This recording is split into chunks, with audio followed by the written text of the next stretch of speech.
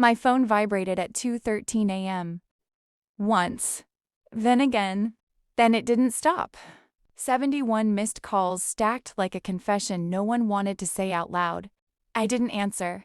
Outside the glass walls of my villa, the Swiss mountains stood indifferent, cold, expensive, silent. Inside, I poured another drink and watched the screen light up with her name again. My daughter-in-law, the woman who, 3 days earlier, had laughed through the phone and said, "If you want to join Thanksgiving, come wash the dishes." I had replied with one word: "Enjoy." Now her voice trembled in 12 voicemails, apologies, please. Panic dressed as affection. All because of the photos. White marble floors. A private lake. A view worth more than her entire family tree. Greed has a sound. It rings louder than grief. I muted the phone and let my mind drift back to the night. Everything began. The drive-in theater, the flickering screen. The girl who sat beside me was shaking, hands and a secret already growing inside her. One night, that was all it took to ruin everyone who thought I was weak.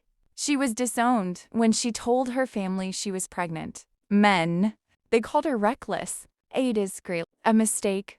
I called her brave. We lived quietly after that.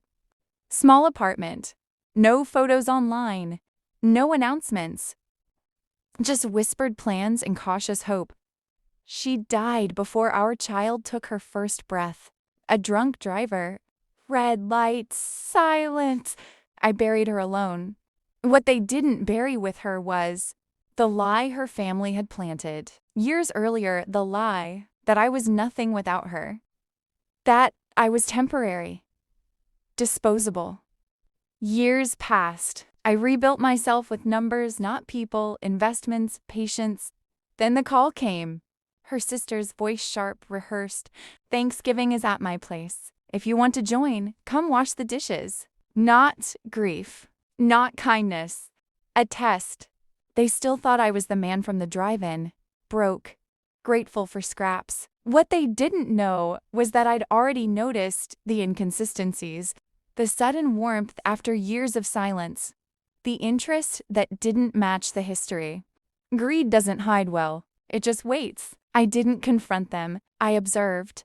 I watched how her sister spoke about family always in terms of inheritance. How my daughter-in-law mentioned future plans that somehow included assets she didn't own. I pulled records, quietly. Old hospital documents. Insurance claims that never reached me. A DNA test requested years ago, denied by someone who wasn't me. I smiled at dinners, stayed polite on calls, played the role they expected. Inside I counted. Money leaves fingerprints. Lies leave patterns. The truth surfaced slowly, like a body in cold water. They had tried to erase me from my own child's history, redirect benefits, rewrite bloodlines. And when they failed, they waited for me to succeed. That's when the invitation came. That's when the tone softened.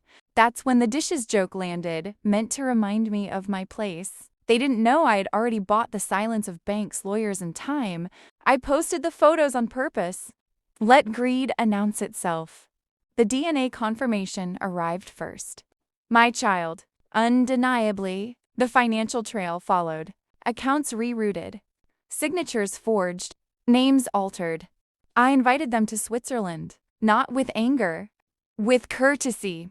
At the villa, I handed her sister a folder. No speech, no accusation. She opened it. Her face collapsed inward. "I didn't know you knew," she whispered. "I always knew," I said. That was the only dialogue. My calm terrified her more than shouting ever could. She cried, explained, blamed her parents, claimed protection. I listened like a stranger. Because that's what she was. The power move was simple. I revoked access. All of it. Trusts, accounts, legal claims. Then I revealed the final detail, the part they never saw coming. Their attempt to erase me had been documented. Every forged signature, every redirected fund. I had already submitted everything. Not for revenge, for truth. The lawsuits would take years. the shame would last longer. I stood up, straightened my jacket. They begged. I walked away. That night, the phone rang 71 times. I slept through all of them. In the morning, the mountains were still there, unmoved, untouched. I visited the lake alone, thought of her, of the drive-in, of the life that could have been. I felt nothing sharp, only clarity. They thought I survived because I forgave. They were wrong. I survived because I remembered. A memory, when sharpened by patience, becomes a weapon that never misses.